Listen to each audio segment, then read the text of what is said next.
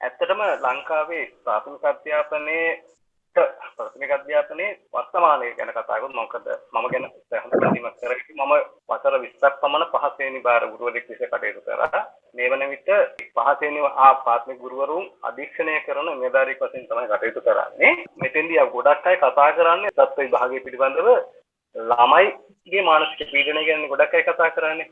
නමුත් පන්ති බාර ගුරුවරයා මානසික පීඩනයකට පත් වෙනවා කියන එක ගැන ගොඩක් අය හිතන්නේ නැහැ. ගොඩක් විදුහල් ප්‍රතිවරු විශේෂයෙන් කලාප කාර්යාලය මේ හැමතැනම ගොඩක් අය බලන්නේ ළමයාගේ සිසත ප්‍රතිඵලය. එතකොට ගුරුවරයාට අර ප්‍රාථමික අධ්‍යාපන නිපුණතා ළමයින්ට ලබා දිය යුතු නිපුණතා ලබා දීමට තියෙන අවස්ථාව අඩු වෙනවා. මම ඒක පැහැදිලි කරොත් එimhe අපේ ප්‍රාථමික අධ්‍යාපනය වර්තමානයේ තියෙන්නේ නිපුණතා පාදක අධ්‍යාපනයක්. මූලික නිපුණතා 7ක් ගැන තමයි අපි කතා කරන්නේ. එකක් සංනිවේදන නිපුණතාවය, ඒ කියන්නේ සාක්ෂරතාවය, සංඛ්‍යා පිළිබඳ දැනුම, රූපික භාවිතය, තොරතුරු සාක්ෂණ ප්‍රවීණත්වය, මේ වගේ සාක්ෂරතාවය පිළිබඳ දැනුම.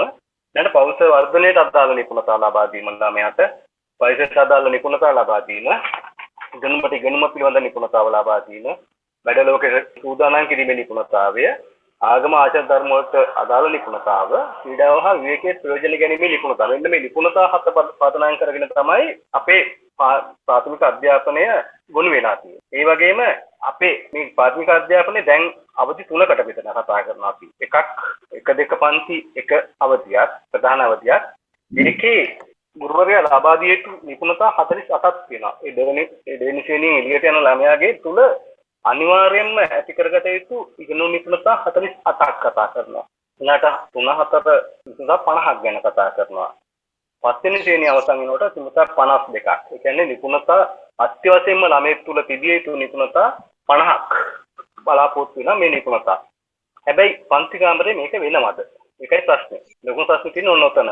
මොකද අපි ගියාම ගුරුවරු ගොඩක් වෙලාවට 3 4 5 ගුරුවරු එක දෙක නම් සාමාන්‍ය වශයෙන් මේ මට්ටම් වලට ලබා ගන්න උත්සාහ කරනවා. 3 4 5 ගුරුවරු ගොඩක් වෙලාවට ඉස්සත් විභාගයේ ඉලක්ක කරගෙන තමයි ළමයි උගන්වන්නේ. ඒකට අපි පන්ති කාමරවල ඉන්නවා ළමයි වර්ග කීපයක්. විශේෂයෙන් ගුරුවරයා පොඩි මඟ පෙන්වීමකින් ඉගෙන ගන්න පුළුවන් ළමයි. ඊළඟ දෙවෙනි කණ්ඩායම තමයි ගුරුවරයාගේ මඟ පෙන්වීම සහ උදව් අවශ්‍ය කණ්ඩායමක් ඉන්නවා. මඟ පෙන්වීම සහ පොඩි සුළු උදව්වකින් යරයි යන්න පුළුවන් අය. තව කණ්ඩායමක් ඉන්නවා ගුරුවරයාගේ උදව් අනිවාර්යයෙන්ම අවශ්‍යයි.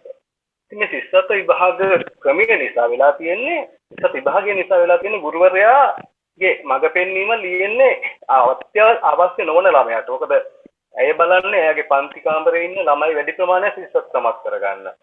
එතකොට ඒ මත ප්‍රාථමික අධ්‍යාපන විශේෂ ක්‍රියාත්මක වීමේ ගැටලුවක් මම දකිනවා. ඇත්තට මම හිතන්නේ ඒක ලොකු අවදානමක්.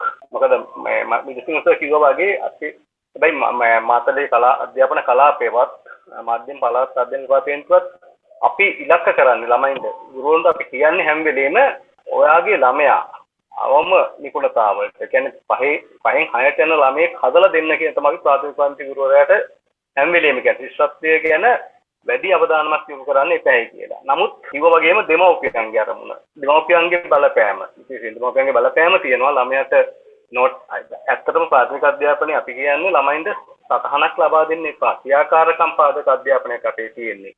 ක්‍රියාකාරකම් වලට අවස්ථාව දෙන්න. නමුත් ඒවා වෙන්න තියෙන ප්‍රවණතාවය අඩුයි. මොකද දෙමව්පිය බලන්නේ හැමසට පොතේ කොච්චර ලියලා තියෙනවද මේ ළමයා. මොනවද අද උගන්වන්නේ.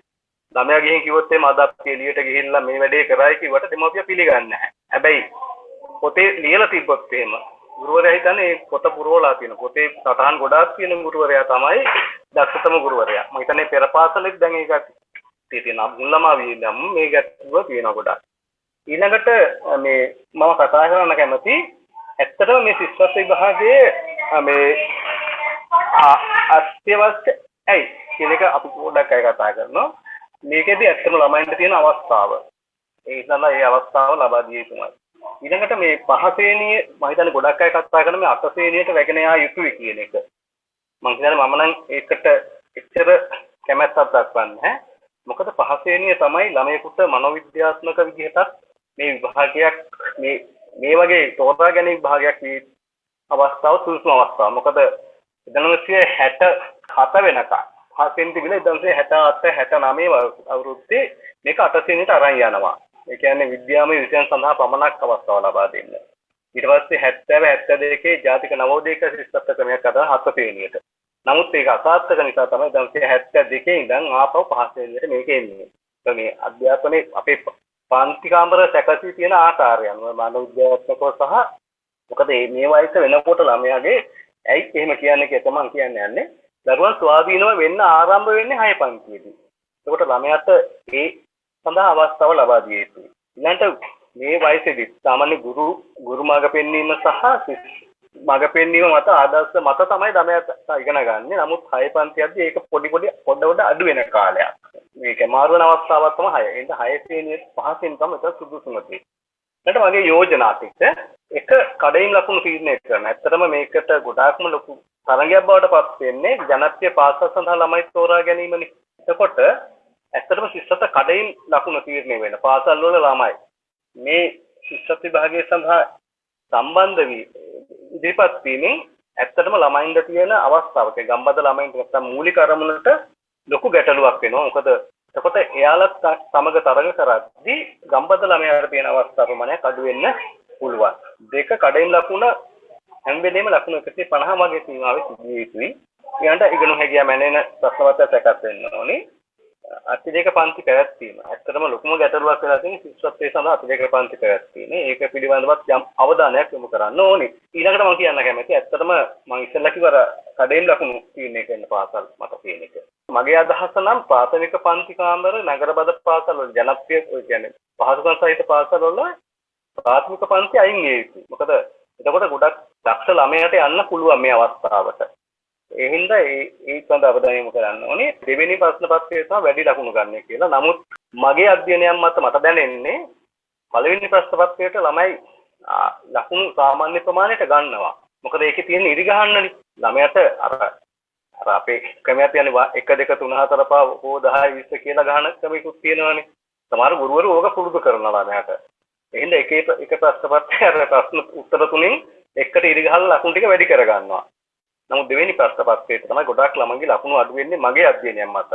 ඒකද සිංහල විශේෂයෙන් ඒකෙනුත් ගණිතය සහ සිංහල ප්‍රශ්න පත්‍රයේ දැකලා තියෙන ප්‍රශ්න පත්‍රයේ මත තමයි ලකුණු අඩු වෙලා තියෙන්නේ. ඒ හින්දා මම කියන්නේ ඇත්තටම මේක විකෘතියක් වෙනවා ශිෂ්‍යත්වයේ කියන එක. මේ විදිහට ගියොත් ඒකට යම් පිළිවෙලක් යෙදිය යුතුයි කියලා මම විශ්වාස කරනවා.